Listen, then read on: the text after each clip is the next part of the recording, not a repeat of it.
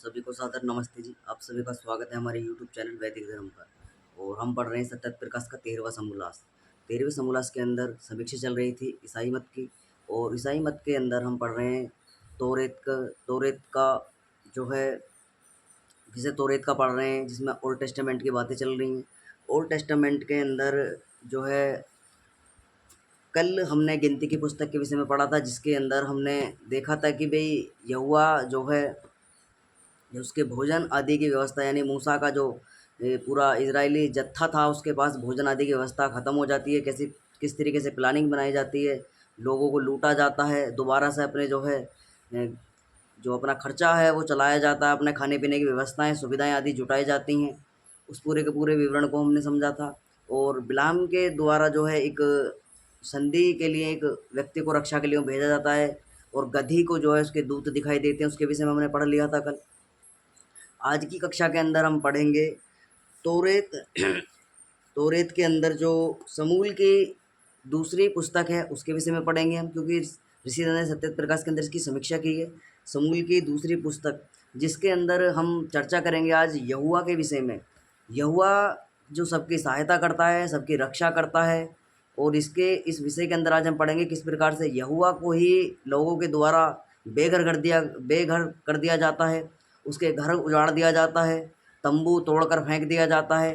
पूरी की पूरी अत्याचार जो है यहोवा के लोगों पर किया जाता है, यहोवा को जो है घर से बेघर कर दिया जाता है। इस पूरे के पूरे विषय को आज हम पढ़ेंगे।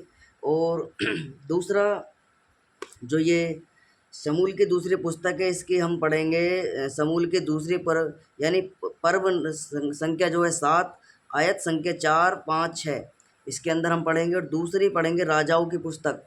तो राजाओं की पुस्तक यानी जो राजाओं की पुस्तक के दूसरी पुस्तक यानी राजाओं के एक प्रथम भाग है, एक राजाओं की पुस्तक का दूसरा भाग। तो हम राजाओं की पुस्तक का दूसरा भाग पढ़ेंगे, और उसमें पर्व पढ़ेंगे 25, जिसकी आयत संख्या है 8, 9, 10 ये हम पढ़ेंगे। और पूरा का पूरा विवरण इसके अंदर समझेंगे। जितने लोग चैनल से जुड़े हैं चैनल को सब्सक्राइब कर लें, वीडियो को लाइक कर दें। कुछ शंका है कमेंट बॉक्स में लिख सकते हैं। तो पूरे के पूरे विवरण को आज समझेंगे।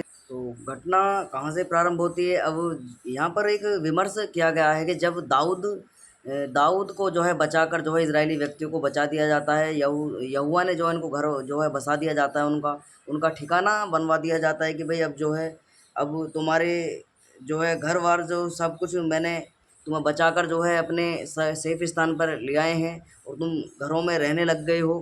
तो यहोवा के द्वारा जो है तो राजा ने भविष्यवक्ता नातान से कहा, देख मैं तो देवदार के बने हुए, जो देवदार लकड़ी होती है उसके बने हुए महल में रह रहा हूँ, जबकि सच्चे परमेश्वर का संदूक कपड़े से बने तंबू में रखा हुआ है। नातान ने राजा से कहा, जा तेरे मन में कुछ वह कर, क्योंकि यहोवा तेरे साथ है। उसी दिन रात जो है ऐसा हुआ कि परमेश्वर का वचन यह कह के नातन को पहुंचा कि जो जा और मेरे सेवक दाऊद से यह कह कि परमेश्वर यूँ कहता है कि मेरे निवास के लिए तू एक घर बनवाएगा, क्योंकि जब से इज़राइल के संतान को मिस्र से निकाला है, मैं तो आज के दिन लोग घर में वास ही नहीं किया, परंतु तंबू में और डेरे में फिरा हूँ। तो यहोवा के द्वारा दाऊद के एक जो उसका मंत्री होता है उससे कहा जाता है कि भाई जाकर जो है तो दाऊद से कह के भाई मेरे भी घर के लिए व्यवस्था करे। मैंने उसको बचाया, उसके परिवार को बचाया, सारी की सारी सुविधाएं मैंने उसके लिए की, और मैं जो है तंबू में यहाँ पर इधर उधर भटक रहा हूँ जब से ही भेड़, जैसे इस तरीके के यहोवा की हालत वहाँ इस तरीके की थी, जिसे गडरिया होता है भेड़ बकरियों के पीछे पीछे भागा फिरता है, उस तरीके की हालत जो है यहोवा की वहाँ पर बनी हुई थी। तो यहोवा कहता है कि भाई मेरा भी घर का निर्माण होना चाहिए। तो जो दाऊद है उसके घर की व्यवस्था करता है, घर बनवाता है उसका। तो ये सारी की सारी समीक्षा जो है ऋषिदंत ने अपने सत्यात प्रकाश ग्रंथ के अंदर लिखी है। तो पूरे के पूरे इस विवरण को हम समझेंगे किस प्रकार से लिखा हुआ है। तो यहोवा के द्वारा कहा जाता है कि भाई दाऊद ने तो अपने लिए देवदार की लकड़ियों का महल बना लिया है, और मेरे लिए अभी भी मैं तंबू में ही पड़ा हुआ हूँ, और मेरे लिए घर की व्यवस्था नहीं करी उसने। तो यहोवा जब ये सब कहता है तो आगे लिखा है कि चरवाहों की तरह देखभाल उनकी देखभाल करे। तब क्या मैंने कभी किसी प्रधान से कहा कि तू मेरे लिए देवदार का भवन क्यों नहीं बनाया? दाविद दाविद ने कहा, सेनाओं का परमेश्वर यहोवा कहता है कि मुझे तुझे चरगाहों से लाया था, जहाँ तू भेड़ों की देखभाल करता था, और तुझे अपनी प्रजा इज़राइल का अगुआ, यानी इज़राइल की जो जनता थी उसका जो है मैंने तेरे को सेनापति उसका बना दिया, उसका रक्षक तुझे बना दिया। तो अ, अपने प्रजा का इज़राइल का अगुआ बनाया। जहाँ तू कहीं जाएगा मैं तेरे साथ रहूँगा, और तेरे सामने से तेरे सभी दुश्मनों को नाश करूँगा, और तेरा नाम ऐसा महान करूँगा कि तू दुनिया के बड़े बड़े नामी आदमियों में गिना जाएगा। इज़राइल के लिए एक जगह चुनूँगा और वहाँ उन्हें बसाऊँगा। वे वहाँ चैन से जिएंगे और उन्हें कोई दुख नहीं देगा। उन पर दुष्ट लोग अत्याचार भी नहीं कर पाएंगे। तो नहीं गुजार दुष्ट मेरे लोगों पर तब से अत्याचार करते हैं जब मैंने उन पर न्याय ठहराए थे। मैं तुझे तेरे सभी दुश्मनों से राहत दिलाऊंगा। तो यहाँ पर यहोवा के द्वारा जो है वचन जो हैं उसको दिए जाते हैं, यानी दाऊद को।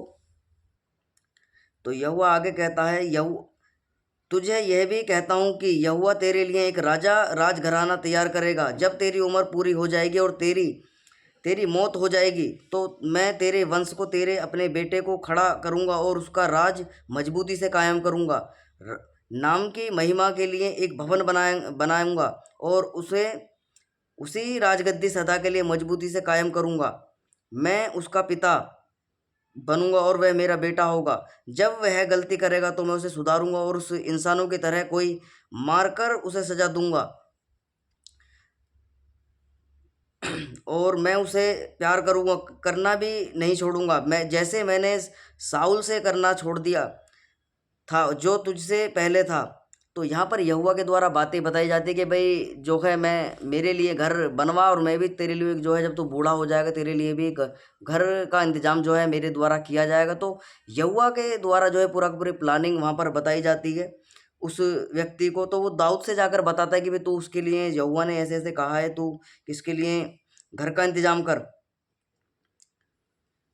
तो वहाँ पर यहोवा कहता है कि साउल को छोड़ दिया था, तुझे से पहला था, और तेरे सामने हमेशा बने रहेंगे, तेरी राजगद्दी सदा तक कायम रहेगी। नातन ने जाकर ये सारी बातें और यह पूरा दर्शन दाविद को बताया।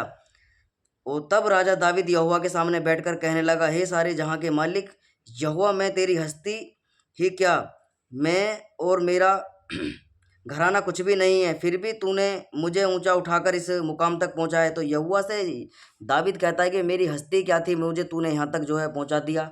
और आगे चर्चा चलती है। तो तब राजा दाविद यहोवा के सामने बैठकर, सारे जहाँ के मालिक मेरी हस्ती क्या थी, मैं तेरी बदौलत सारा सब कुछ बना हूँ, घराना कुछ भी नहीं था, फिर भी तूने मुझे उठाकर जो है मुकाम तक पहुँचाया। हे सारे जहाँ के मालिक यहोवा, तूने यह भी वादा किया कि तेरे सेवक का राज घराना मुद्दतों तक कायम रहेगा। सारे जहाँ के मालिक यहोवा, यह कानून सभी इंसानों के लिए तेरा सेवक आबिद भला तुझसे और क्या कह सकता है। सारे जहाँ के मालिक यहोवा, तू अपने सेवक को अच्छी तरह जानता है। तूने ये सारे महान काम इसलिए किए हैं क्योंकि तूने ऐसा करने का वादा किया था और ये तेरे मन की इच्छा के मुताबिक था, और तूने ये सब अपने सेवक पर जाहिर किया है। इसलिए हे सारे जहाँ के मालिक यहोवा, तू सचमुच महान है, तेरे जैसा और कोई नहीं। हमने बहुत से ईश्वरों के बारे में सुना है, मगर तुझे छोड़ कोई परमेश्वर नहीं है। धरती पर तेरी प्रजा इज़राइल जैसा कौन सा राष्ट्र है? परमेश्वर जाकर तूने जा उन्हें छुड़ा लाया, उसके सामने अपने लोग उस खातिर महान और हिस्सादारी कायम करके अपना नाम ऊंचा किया। तूने अपने लोगों को मिस्र से छुड़ाने के बाद उनकी खातिर जो है कि दूसरी जातियों को और उनके देवताओं को छुड़ाकर बाहर कर दिया। तूने अपनी प्रजा इज़राइल के हमेशा के लिए अपने लोग लोग लोगों को अपना बना लिया, और तू यहोवा उनका परमेश्वर बन गया। अब यहोवा, तूने अपने सेवक और उसके घराने के बारे में जो वादा किया है उसे तू हमेशा के लिए निभाया, और वैसा ही परमेश्वर यहोवा ने किया। वो कहता है कि भाई तू मेरे लिए देवदार के जो लकड़ी का महल जैसे तैने अपना बनाया, मेरा भी जो घर है वैसा ही तू बना, क्योंकि मैंने जब से इब्राहिम से लेकर याकूब, इसहाक और पूरे के पूरे जो वंश चला था इब्राहिम से यहूदियों का, वहाँ से लेके मैंने मूसा तक ये पूरा का पूरा निभाता हुआ आ रहा हूँ, और अब दाऊद तक मेरी जो ये पीढ़ी है इजराइलियों की वहाँ तक आ पहुँची, और मैं तब से ही इनकी रक्षा करता हुआ आ रहा हूँ। तो मेरा भी मैं भी जब से ये टेंटों में गुजारा कर रहा हूँ, ऐसे देवदार का घर जो दाऊद ने अपना बनाया, मेरा भी दाऊद जो है देवदार की लकड़ियों का महल मेरे लिए भी तैयार कर। तो ये जो है यहोवा कहता है, जो यहूदियों का ईश्वर है, कि भाई मेरे लिए भी जो है ऐसी ही लकड़ियों का महल का जो है निर्माण होना चाहिए, जिसमें मैं भी रह सकूं आराम से, क्योंकि मुझे भी ऐसे ही तंबुओं के अंदर दिन बिताते हुए बतेरे दिन हो गए। तो ये पूरा का पूरा विवरण जो है राजा से जाकर जो है बताता है दाविद, यानी दाऊद से। तो यहाँ पर ऋषिदंत समीक्षा करते ऋषिदंत ने लिखा है कि अब कुछ संदेह ना रहा, क्योंकि ईसाइयों का ईश्वर मनुष्यवत देहधारी नहीं है, और उल्हाना देता है कि मैंने बहुत परिश्रम किया, इधर उधर डोलता फिरा, अब दाऊद घर बना दे तो उसमें आराम करूं। क्योंकि ईसाइयों को ऐसा ईश्वर और ऐसा पुस्तक मानने में लज्जा नहीं आती, परंतु क्या करें, बेचारे फंसी गए, अब निकलने के लिए बड़ा पुरुषार्थ उचित होगा। क्योंकि अब ऋषिदंड ठीक ये है, क्योंकि जो यहोवा कहता था कि भाई उसने इजराइलियों को बचाने के लिए जो है पूरे के पूरे मिस्र देश को तहस नहस कर दिया था, सारे बूढ़े बुजुर्ग बच्चे आदियों को सबको मार दिया था इजराइलियों को, और आदम से लेकर जो है इसहाक, यूसुफ, इब्राहिम तक जो है मूसा आदि तक जो है उनके भेड़ों के जैसे एक गड़रिया जो है भेड़ बकरियों का पीछे लगा फिरता है, इसी प्रकार से जो है एक निजी पक्ष को ही लिए हुए जो है यहोवा उनकी जो है हर प्रकार से मदद उनकी कर रहा है। लेकिन आज यहोवा इतना नाकाम हो चुका है, अपने बल उसमें नहीं रहा है, बुद्धि उसमें नहीं रही है, पुरुषार्थहीन हो चुका है। यहोवा अपने लिए एक महल भी नहीं बना सकता, जबकि उसके जिन पर ये दाऊद आदि जिन पर ये कृपा करता है वह अपना महल स्वयं बनाते हैं, और उनसे ये खुद कहता है कि मेरे लिए भी महल बनाओ। तो वास्तव में ऋषिदंत कहते हैं कि भाई ये कोई ईश्वर नहीं है, ये कोई मनुष्य ही था जो अपने आप को इस प्रकार से दिखाता था कि भाई मैं यहोवा हूँ और मैं परमेश्वर का दूत हूँ, परमेश्वर हूँ, मेरे दूत अपने दूतों को भेजता था, गधियों को भी जो है यहोवा के दर्शन होते थे। इस प्रकार का जो सारा का सारा सिद्धांत जो है ऋषिदंत ने इसकी समीक्षा की, क्योंकि सारा का सारा तो जो तौरेत यानी ओल्ड टेस्टामेंट है यहूदियों का जो धर्म ग्रंथ है, उसके अंदर सारी सारी बातें लिखी हुई हैं।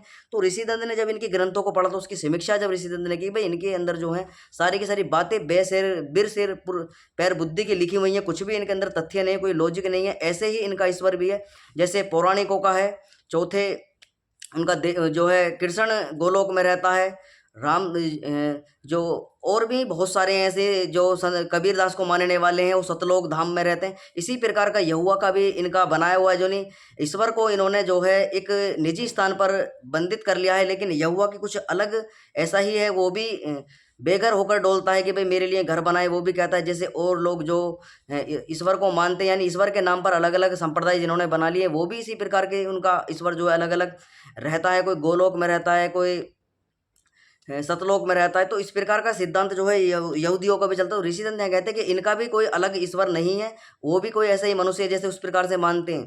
तो सारा का सारा सिद्धांत क्या ऋषिदंत समीक्षा करते हैं। अब आगे पढ़ते हैं राजाओं के पुस्तक का दूसरा भाग, उसके अंदर जो है समीक्षा किस प्रकार से की है, जो दाऊद के द्वारा महल बना दिया जाता है और महल के ऊपर जो है आक्रमण किया जाता है किस प्रकार से, वो पूरा का पूरा विवरण हम पढ़ेंगे। तो एक घटना यहाँ पर घटती है कि सिद्ध किया कि एक राजा ने 9वें साल के 10वें महीने के 10वें दिन बेबीलोन का राजा नबू, इसके अंदर लिखा है नबूकदनेस्सर, अपनी पूरी सेना लेकर यरूशलेम पर हमला करने आया, और उसने यरूशलेम के बाहर छावनी डाली और उसे चारों तरफ घेराबंदी की, दीवार खड़ी कर दी और घेराबंदी कर कर सिद्ध किया कि राज के 11वें साल तक रही।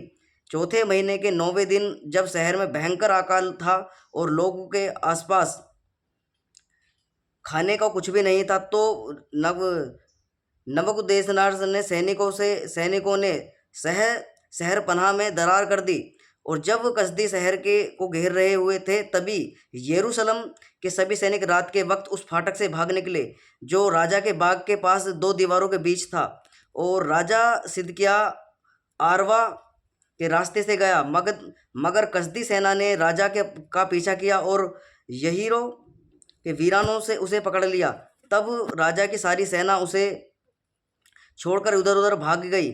कसदी लोग राजा सिदकिय्याह को पकड़कर बेबीलोन के राजा के पास रिवाला ले गए और वहाँ उसे सजा सुनाई गई। उन्होंने सिदकिया की आंखों के सामने उसके बेटों को मार डाला। फिर नबुकदनेस्सर ने सिदकिया की आंखें फोड़ दी और वह उसे तांबे की बेड़ियां में जकड़कर बेबीलोन ले गया। तो ये पूरा का पूरा सिद्धांत जो है राजा की जो दूसरी पुस्तक है उसके अंदर लिखा हुआ है। तौरेत का ओल्ड टेस्टामेंट पढ़ रहे हैं, पूरी की पूरी कहानी वहाँ पर लिखी हुई है। ये उसकी आंख फोड़ दी जाती हैं। फिर बेबीलोन के राजा का सेवक नबूजरदान जो पहरेदारों का सरदार था, 5वें महीने के 7वें दिन यरूशलेम आया था। यह नबूकदनेस्सर के राज्य का 19वां साल था। नबूद नबूजरदान ने यहोवा का भवन, राजमहल, यरूशलेम के सभी घरों और खास आदमियों के घर जलाकर राख कर दिए। तो यहाँ पर एक घटना मिलती है कि भाई जो ऋषियों ने इसकी समीक्षा की है कि और बाबेल के राजा नबो खुद नजर के राज्य में 19वें वर्ष में 5वें मास 7वीं तिथि में बाबुल के राजा एक सेवक नबूसर अदन को, जो जिन सेना का प्रधान अध्यक्ष था, यरूशलेम में आया और उसने परमेश्वर का मंदिर और राजा का भवन और यरूशलेम का सारे घर और हर एक बड़े घर को जला दिया। कसदियों की सारी सेना जो उस निजी सेना के अध्यक्ष के साथ थी, यरूशलेम की भीतों को चारों ओर से ढा दिया।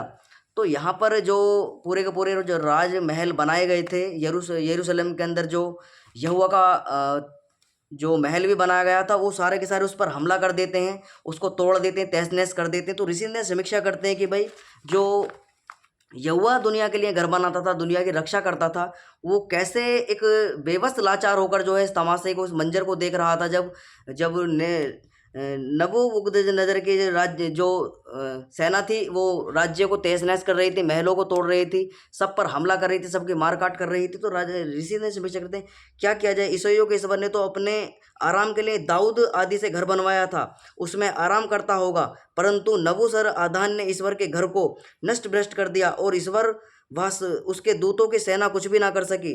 प्रथम तो इनका ईश्वर बड़ी बड़ी लड़ाइयाँ मारता था और विजय होता था, परंतु अब अपना घर जला तुड़वा बैठा, ना जाने चुपचाप क्यों बैठा रहा और ना जाने उसके दूत किधर भाग गए हैं। ऐसे समय पर कोई भी काम ना आया और ईश्वर का पराक्रम भी ना जाने कहाँ उड़ गया है। यदि बात सच्ची हो तो जो जो विजय की बातें प्रथम लिखी हैं, सौ बात व्यर्थ हो गई। क्या मिस्र के लड़के लड़कियों को मारने में ही शूरवीर बना था और अब शूरवीरों के सामने चुपचाप जा बैठा। ये तो ईसाइयों के ईश्वर ने अपनी निंदा और अति प्रतिष्ठा करा ली। ऐसी हजारों इस पुस्तक में निकम्मी कहानियां भरी पड़ी हैं। तो ऋषिदंत यहाँ कहते हैं कि ये सारे के सारे जो यहोवा दुनिया को बचाता था, दुनिया को रक्षा करने का उदाहरण देता था कि मैं सबकी रक्षा करता हूँ, सबको बचाता हूँ, उस यहोवा की आंखों के सामने ही यहोवा को घर से बेघर कर दिया गया, उसके महल को तोड़ दिया गया, उसकी प्रजा को मार दिया गया और यहोवा तमाशा देखता रहता है किसी प्रकार से जो उनकी रक्षा नहीं करता है यहोवा। तो ऋषि ने समीक्षा करते कि भाई ऐसा यहोवा किस काम का जो अपनी स्वयं की रक्षा ना कर पाए। और वो ये डींग मारते हैं, बाइबल के अंदर लिखा हुआ है हमारा यहोवा ऐसा था, सबकी रक्षा करता था, सबके कष्ट हरता था। और ऋषि दंत कहते हैं कि भाई ऐसा यहोवा जो प्रतिदिन यानी उसको सुबह साय उसको एक बलि चाहिए, भेड़ की बलि चाहिए, बकरे की बलि चाहिए और ऊँट की बलि चाहिए, गऊ बैल की बलि चाहिए। तो सारा का सारा षड्यंत्र वेदी बनाकर उसको जिंदा मांस खाने की प्रवृत्ति और विशेषकर चौथे आसमान पर रहता है। अब वो चौथे आसमान पर से भी नीचे आ गया। नीचे आने के बाद जो उसने अपने भेड़ बकरी यानी जैसे गडरिया भेड़ों के साथ में विचरण करता है, इधर उधर अपने भेड़ों को चराता फिरता है, इसी प्रकार से इजरायली व्यक्तियों को लेकर जो है यहोवा इधर उधर भटक रहा था संसार के अंदर। और जब मिस्र के ऊपर हमला करता है, मिस्र के लोगों को तहस नहस कर कर अपने इजरायली व्यक्तियों को बचा कर ले आता है, क्योंकि जो मिस्र के व्यक्ति होते हैं उन पर अत्याचार कर रहे थे। तो प्लानिंग बनाकर जो है उनको बचा कर ले आता है। जब पूरे के पूरी जब उनसे लूट पाट होती है मिस्र के अंदर, सारा का सारा हीरे जवाहरात जो भी वहाँ पर खाने पीने की वस्तु जो भी हैं, स्त्री आदियों को भी लूटा जाता है बुरी तरीके से। सारी की सारी बहुत मारकाट वहाँ पर मिस्र के अंदर मचती है। सबको लूट लाट कर और बंदी बनाकर जो है यहोवा के दूत और मूसा जो है सनाई पर्वत के निकट ले आते हैं और वहाँ पर काफ़ी समय तक वो अपना जीवन व्यतीत करते हैं। और जब सामग्रियाँ खत्म हो जाती हैं कि अब जीवन यापन करने के लिए कुछ भी सामग्री हमारे पास नहीं रही है, ना तो धन बचा है, ना भोजन की कोई व्यवस्था है, ना कोई अन्न बचा है हमारे पास में, अब हमें क्या किया जाए। तो यहोवा के द्वारा प्लानिंग बनाई जाती है पूरी की पूरी कि भाई दोबारा से खड़े हो और दूसरे राज्य पर हमला करेंगे, वहाँ से सारी की सारी सामग्रियाँ इकट्ठी करेंगे। तो ऐसा यहोवा जो एक चोरों डाकुओं की तरह कार्य करता था और इजरायली व्यक्तियों का सरदार बने घूमता था, जो उनको एक सेना बनाकर जो है एक सीधे-सादी जनता पर जाकर हमला करता था, उनको लूटता था और अपने इजरायली व्यक्तियों का पेट भरने का कार्य करता था। तो ये सारी की सारी बातें जो हैं ओल्ड टेस्टामेंट यानी बाइबल के अंदर भरी पड़ी हैं। जिनको कोई तथ्य यानी कोई शक है, वो जाकर बाइबल का ओल्ड टेस्टामेंट जाकर पढ़ सकते हैं। ये सारी की सारी जो बातें ऋषिचंद्र ने अपनी सत्य प्रकाश के अंदर लिखी हैं, अपने पास से कुछ भी उन्होंने नहीं लिखा है। जो इनके ग्रंथों के अंदर बातें भरी पड़ी हैं, जिनकी डींग मारते हैं कि मूसा जो है पैगंबर है, और पैगंबर के हालात देख लो किस प्रकार के हैं। जो पैगंबर सबके रक्षा करता था, उसी पैगंबर को उसका महल तोड़ दिया जाता है, उसको बेघर कर दिया जाता है, तहस नहस कर दिया जाता है। और जिस संदूक के अंदर वो फरमान रखे हुए थे कि भाई यहोवा वहाँ से फरमान सुनाता था, उस संदूक को भी तोड़ दिया जाता है पूरा का पूरा। और जो दाऊद ने जिसका घर बनाया था, दाऊद को भी मारा जाता है, दाऊद का भी कत्ल कर दिया जाता है, ले जाकर आंखें फोड़ दी जाती हैं। पूरा पूरा का मंजर वहाँ पर होता है। नब्बू जो एक इसके अंदर ऋषि ने समीक्षा की है उस व्यक्ति की, नब्बू खुद नजर नाम के व्यक्ति के विषय में लिखा कि उसने पूरे के पूरे जो इजरायलियों को जत्था था उसको तहस नहस करने का कार्य किया, और यहोवा को भी बेघर कर दिया। यहोवा को भी, जो यहोवा का घर था, उसको तोड़ ताड़ के अलग कर दिया बिल्कुल। तो ऐसा यहोवा की समीक्षा ऋषिचंद्र ने यहाँ पर की। पूरा का पूरा ये जो है इसके अंदर लिखा हुआ है। ऋषिचंद्र कहते हैं कि भाई ऐसा यहोवा ऐसा ही इनका है जैसे औरों का है, कि सातवें आसमान पर रहता है, चौथे आसमान पर रहता है, और मनुष्यों का विशेषकर जो है उनके पीछे पीछे लगा घूमता रहता है। लेकिन ये थोड़ी हटकर बातें इसके अंदर लिखी हुई हैं कि जो विशेषकर एक ही व्यक्ति का परमेश्वर है। वाकई परमेश्वर तो सबका, लोग कहते हैं कि भाई सबकी रक्षा करता है, लेकिन इजराइलियों का जो यहोवा था वो विशेषकर यहूदियों का ही था। वो यहूदियों की सारी विशेष जो रक्षा थी वो करता था, खाने पीने की व्यवस्था करता था। एक जो ऋषिचंद्र, उसको गडरिया की संज्ञा ऋषिचंद्र के द्वारा दी गई। भाई ऐसा गडरिया ही एक कार्य करता है कि भाई उसके पीछे पीछे लगा घूमता रहता है अपनी भेड़ों को, और लालच उसको इतना था कि यहोवा को भाई हर कुछ भी कार्य करना सिद्ध होता था, उसको कोई भी कार्य करवाना होता था अपने यानी सेना जो इजरायली व्यक्ति थे, अपना कोई काम उसको यहोवा से करवाना होता था उनको। तो यहोवा एक शर्त रखता था कि भाई मुझे जो है बलि चाहिए, और इस जानवर के चाहिए, यानी भेड़ के चाहिए, बकरे के चाहिए, या ऊँट के चाहिए, गाय के चाहिए, बैल के चाहिए। तो उसके एक समक्ष एक शर्त रखी जाती थी अपनी सेना के प्रति, भाई तब जाकर मैं ये कार्य करूँगा, और कार्य करने से पहले भेंट लेता था, और कार्य खत्म करने के बाद भेंट लेता था। इस प्रकार का स्वार्थी यहोवा जो है ईसाइयों का बाइबल के अंदर लिखा हुआ है। तो ये पूरी की पूरी कक्षा आज हमने पढ़ी। तो जितने भी लोग चैनल से जुड़े हैं, चैनल को सब्सक्राइब कर लें, वीडियो को लाइक कर दें। कोई शंका है कमेंट बॉक्स में लिख सकते हैं। पूरी की पूरी जो है विवरण इसके अंदर भरा पड़ा है। अब इसके अंदर कुछ ऐसे तथ्य भी लिखे हैं जो जो सामग्रियां उस नब्बू नजर व्यक्ति के द्वारा लूटी गई थी, उसमें कुछ वस्तुओं के नाम भी इसके अंदर लिखे गए हैं। ऋषिचंद्र ने समीक्षा की है इसकी, वो कौन कौन सी वस्तुएं उसके द्वारा लूटी गई थी। तो ऋषिचंद्र लिखते हैं कि यहोवा के भवन में तांबे के बने खंभों को के टुकड़े टुकड़े कर दिए गए। यहोवा के भवन जो गाड़ियाँ और तांबे के बड़ा होद, तांबे के द्वारा जो है खंभे बनाए गए थे, तांबे के बड़ा सा एक होद बनाया गया था, उसे भी तोड़ दिया गया, उसके भी टुकड़े टुकड़े कर दिए गए। सारा तांबा निकाल कर बेबीलोन ले गए। वे मंदिर में इस्तेमाल होने वाली हंडियाँ लिखा है इसके अंदर, हंडियाँ, बेलचे, बाती, बुझाने की कैंचियाँ, प्याले और तांबे की बाकी सारी चीज़ें उठा ले गए। पहरेदारों का सरदार आग उठाने के करछे और कटोरे भी ले गए। तो यहोवा का भाई साहब कुछ भी उन्होंने नहीं छोड़ा। यहोवा का जो भी सामान वहाँ पर तंबू के अंदर था, प्याले, खंबे, जो तांबे का पूरा एक व्यवस्थित सुव्यवस्थित तरीके से महल बनवाया गया था यहूदा के द्वारा, उसको पूरे का पूरे को उखाड़ कर ले जाते हैं। वहाँ पर आग जलाने की जो है करछी पलटनी भी नहीं छोड़ी जाती, उनको भी ले जाया जाता है। तो ऋषिचंद्र समीक्षा करते हैं कि भाई आगे किस प्रकार से लिखा है। आगे लिखा है कि खंभों के ऊपर तांबे का एक कंगूरा लगा था। दोनों कंगूरों की ऊंचाई 3-3 हाथ की थी। तो ऋषिचंद्र लिखते हैं सुलेमान ने यहोवा के भवन के जो 2 खंभे, बड़ा होद तथा हथ गड़ियाँ बनाई थीं, उन सब में इतना तांबा लगा था कि उसका तोलना ना किया जा सकता था। हर खंभे की ऊंचाई 18 हाथ थी, और दोनों खंभों के ऊपर तांबे का एक कंगूरा लगा था। दोनों कंगूरों की ऊंचाई 3-3 हाथ थी। हर कंगूरे के चारों तरफ जो जालीदार काम किया गया था और अनार बनाए गए थे, वे भी तांबे के थे। पहरेदारों के सरदार ने प्रधान याजक सराय को और उसके सहायक याजक सापन्य और 3 दरवानों को भी पकड़ लिया। बाहर वह शहर से उस अधिकारी को ले गए जिसकी कमान के नीचे सैनिक थे। उसे साथ ही वहाँ राजा के 5 सलाहकारों सलाहकारों को भी ले गए और जो शहर में पाए गए थे। उसने सेनापति के सचिव को भी पकड़ लिया जो देश के लोगों को सेना के लिए इकट्ठा करता था, और शहर में जब भी जो आम लोग बचे हुए थे उनमें से 60 आदमियों को वह पकड़कर ले गया। और पहरेदारों का सरदार नबूजरदन उन सबको बेबीलोन के राजा के पास रिवाला ले गया। बेबीलोन के राजा ने हामत के रिवाला में उन सबको मार डाला। इस तरह यहूदा उस देश से निकलकर बंधुई में जो यहूदा था उसको बंधुई में ले जाया गया। बेबीलोन के राजा नबूकदनेस्सर ने यहूदा में जिन लोगों को छोड़ दिया था उन पर उसने गदल्याह को अधिकारी ठहराया। गदल्याह हकीम का बेटा और शापान का पोता था। जब सभी सेनापति और उनके आदमियों ने सुना कि बेबीलोन के राजा गदल्याह के अधिकारी ठहराया तो वह फौरन गदल्याह के पास मिस्पा गए थे। नकत्याह के बेटा इस्माइल कहरे का बेटा। तो यहाँ पर बहुत सारे लोगों का नाम दिया गया है कि किस प्रकार से वहाँ पर लूटपाट होती है, किस किस को बंदी बनाया जाता है। तो यहोवा के अंदर जो उसके महल के अंदर जो चीज़ें रखी गई थी यहोवा के लिए उपयोग होती थी, यहोवा जिनका उपयोग करता था, उन उपयोगी वस्तुओं को भी जो है चुरा कर ले जाया जाता है, सबको मारा जाता है, पीटा जाता है। पूरी की पूरी बर्बरता वहाँ पर देखने को मिलती है। वो यहोवा किसी की रक्षा वहाँ पर नहीं कर पाता है, सबको बंदी बना लिया जाता है। अलग अलग देशों में उनको ले जाकर जो है कत्ल उनका कर दिया जाता है, मारा जाता है, पीटा जाता है। लड़कियों औरतों की जो है वहाँ पर दुराचार बलात्कार आदि उनका किया जाता है सारा का सारा।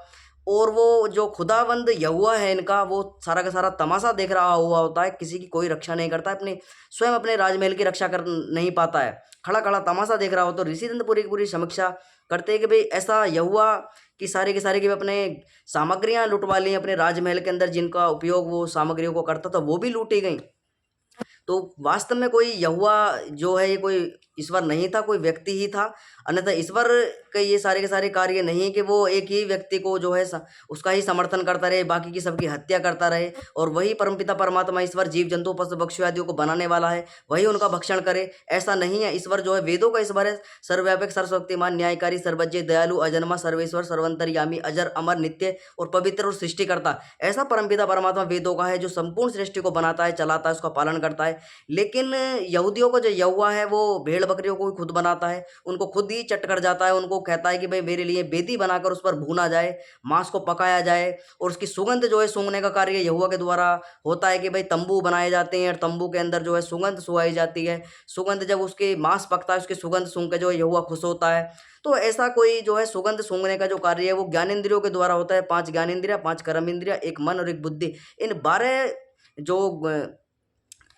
जो 12 इंद्रियां हैं इनके कारण जो है सारा का सारा हम महसूस करते हैं। खाने पीने के स्वाद, टेस्ट, देखना, सुनना, बोलना आदि, ये सारे के सारे जो हैं इंद्रियों के से कार्य होते हैं। लेकिन ईश्वर के ये सारे के सारे गुण नहीं है कि वो किसी को सूंघे, किसी को खाए पिए, मारे पीटे, इस प्रकार का कार्य परमपिता परमात्मा ईश्वर नहीं करता। वो सृष्टि को बनाता है, चलाता है, उसका जो है प्रलय करता है, ये सारे के सारे कार्य हैं। ऐसा नहीं है कि वो हर बार आकर जो है एक निजी व्यक्ति का समर्थन करे और औरों पर अत्याचार करता फिरे यहोवा की तरह, ऐसा वेदों का ईश्वर नहीं करता है। जैसे यहोवा पक्षपाती है और यहूदियों के साथ में ही रहता है पूरा जीवन। उसने अपने जब से सृष्टि बनाई थी, तौरात के उत्पत्ति पर्व के अंदर हमने पढ़ा था, आदम को बनाता है, आदम को बनाकर जो है मिट्टी से आदम को बनाया, उसकी नथनी में श्वास फूंका, श्वास फूंक कर जो है उसको एक बाड़ी में सुला दिया, बाड़ी में सुलाकर जो है उसको बेहोश कर कर जो है एक पसली निकाल ली, पसली से एक औरत बना दी, महिला का निर्माण कर दिया। उस महिला का नाम जो है आदम और हव्वा रख दिया, और आदम और हव्वा को एक बाड़ी के अंदर ही बैठा दिया। उसके अंदर एक फलदार पेड़ था, यानी ज्ञान का पेड़ था, ज्ञान का पेड़ लगाया। उसके फल जो है एक शैतान सांप ने उनको बता दिया कि इसके फल तुम खा लोगे तो तुम बुद्धि आ जाएगी। इस प्रकार का कार्य जो है मंद बुद्धि लोगों के द्वारा लिखा गया। ऋषि स्पष्ट समीक्षा करते कि भाई ये सारे के सारे लोग मतांतरण का कार्य करते हैं, धर्मांतरण का कार्य प्रतिदिन के द्वारा हो रहा है। लोगों को अनाज के नाम पर, चावल के नाम पर, कुछ ना कुछ भोजन के नाम पर, पैसे के नाम नाम पर, ज़मीन कुछ देने के नाम पर, नौकरी आदि या विवाह के नाम पर अनेकों प्रकार के लालच दिए जाते हैं। उनका मतांतरण जो है ईसाइयों के द्वारा प्रतिदिन होता है। तो ऋषिदंड ने ये पूरी की पूरी जब इनके ग्रंथों को पढ़ा तो ऋषिदंड ने समीक्षा करनी प्रारंभ करी, भाई ऐसे तो हमारा पूरा का पूरा जो वैदिक मत है वो सारा का सारा विधर्मी ही बन जाएगा। इनके कारण जो है ये हलूल या चंगाई सभाएं चलती हैं, चर्चों के अंदर ले जाया जाता है लोगों को, कुछ ना कुछ पैसे देकर जो उनका मतांतरण कर लिया जाता है। और बिना वजह के जो है इनके अंदर कोई तथ्य ना कुछ लॉजिक है ना कोई ईश्वर नाम की कोई सत्ता, किसी मनुष्य को ईश्वर घोषित कर बैठे हैं। और उसी को जो चौथे आसमान पर रहता है, विशेषकर सनाई पर्वत पर रहता है, उसको ही इन्होंने, जंगली व्यक्ति जो उसको किसी प्रकार का ज्ञान नहीं है कि भाई अपनी रक्षा भी करनी है नहीं करनी है, महल लुटवा देता है, अपनी सोने चांदी आदि सबको, तांबे आदि को लुटवा देता है, प्रजा को मरते हुए देखता है। तो वास्तव में वो कोई ईश्वर नहीं, कोई व्यक्ति ही था, अन्यथा ईश्वर होता तो वो सबकी रक्षा करता और इन सब घटनाओं को होने से भी रोकता। तो ऋषिदंड स्पष्ट खंडन करते कि भाई सारी सारी बातें किसी जंगली मनुष्य के द्वारा लिखी गई हैं, किसी ईश्वर की बातें नहीं है। तो हमने पूरा का पूरा सिद्धांत पढ़ा। और एक विशेष सूचना आपको कि रात 8 बजे के समक्ष जो 8 रात के 8 बजे वाल्मीकि रामायण शुरू कर दी गई है, जिसमें शुद्ध वाल्मीकि रामायण पढ़ाई जा रही है, जो महर्षि वाल्मीकि के द्वारा लिखी गई है, जिसके अंदर 6 खंड हैं और 6000 श्लोकों में पूर्ण की गई है, जो शुद्ध श्री रामचंद्र जी के जीवन पर आधारित है। जिसको वाल्मीकि रामायण पढ़नी है, आपसे अनुरोध है, अब 8 बजे जो है लाइव कक्षा चलती है, आप चैनल से जुड़ सकते हैं। और वाल्मीकि रामायण जो शुद्ध चरित्र श्री राम का है, जिस पर आक्षेप लगाए गए हैं श्री राम के जीवन में कि शंभु को ऋषि का वध कर दिया गया था, दलितों पर अत्याचार करा गया था, शूद्रों को मारते थे श्री राम, और गर्भिणी जब माता सीता गर्भवती थी तो उनको जो है धोबी के कहने से त्याग कर दिया गया था। और बहुत सारी ऐसी आक्षेप जो हैं श्री राम के जीवन में लगाए गए कि भाई हनुमान जी बंदर थे, और बहुत सारी घटनाएं उसके अंदर हम पढ़ेंगे जो सत्यतः बिल्कुल तुमको देखने को मिलेगी। भाई वास्तव में जो लोगों के द्वारा गपोड़े कहानियां बना दी गई हैं कि श्री राम के जीवन को कलंकित करने का कार्य जो किया गया है, उन लोगों के एक तमाचा मारने का जो कार्य है वो स्वामी जगदीश्वरानंद सरस्वती ने किया है, कि जिन्होंने इतना अच्छा जो भाष्य वाल्मीकि रामायण का था वो लिखा, उन्होंने जो आक्षेप उस वाल्मीकि रामायण के अंदर लिख दिए गए थे, लगा दिए गए थे, जिनको सहारा लेकर विधर्मी लोग जो हैं वो आक्षेप लगाते हैं कि श्री राम ने जो है दलितों पर अत्याचार किया था। शंभुक ऋषि यानी जो दलित था वो जो है तपस्या कर रहा था, और श्री राम के राज्य के अंदर जो है पाप यानी मृत्यु होनी प्रारंभ हो जाती है, लोग परेशान हो जाते हैं, और श्री राम को पता चलता है कि भाई मेरे राज्य में कोई जो है शूद्र व्यक्ति को इस प्रकार के कार्य कर, तो ये सारी की सारी मनगढ़ंत कहानियां बनाकर लिख दी गई वाल्मीकि रामायण। जो वास्तविक वाल्मीकि रामायण है उसके अंदर ये सारे के सारे तथ्य जो हैं और दृष्टांत देखने को बिल्कुल भी नहीं मिलते, क्योंकि बालकांड हम पढ़ रहे हैं, और बालकांड के अंदर आज हम पढ़ेंगे शिवाश्रम में जब महर्षि विश्वामित्र राम और कृष्ण को ले जाते हैं, और रामकृष्ण को ले जाकर शिवाश्रम में वहाँ पर अपने सरयू नदी के तट पर विश्राम करते हैं, और ताड़का वध के विषय हमारी पूरी की पूरी कक्षा चलेगी। तो आज की कक्षा को यहीं विराम करेंगे। सभी को सम सादर नमस्ते जी।